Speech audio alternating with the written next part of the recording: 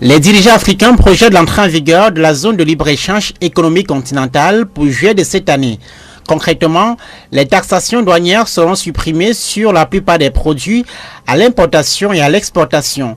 Mais l'un des bouleversements que le vaste marché attendu induira, c'est la baisse des recettes douanières. Bon nombre de pays africains en dépendent, il faudra donc se réajuster. Aujourd'hui, la douane au niveau mondial n'a pas simplement axé sur la mission fiscale. La mission économique est la plus importante que développent les autres douanes du monde, et le Tchad également est en train de s'organiser à pouvoir jouer le rôle de la mission économique.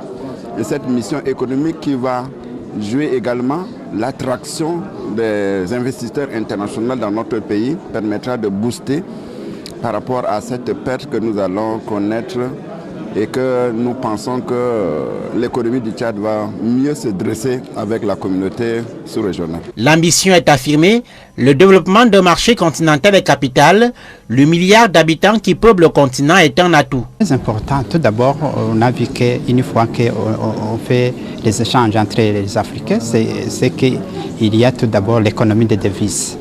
Ça, c'est la première chose. Deuxième chose, c'est que même on fait quoi? On fait la croissance des économies, c'est-à-dire qu'il y a l'augmentation de la production au niveau régional. Mais pour aller à l'intégration économique, chaque sous-région africaine doit se préparer minutieusement. Sous l'égide de la Commission économique des Nations Unies pour l'Afrique, les experts de la CEAC sont à Douala.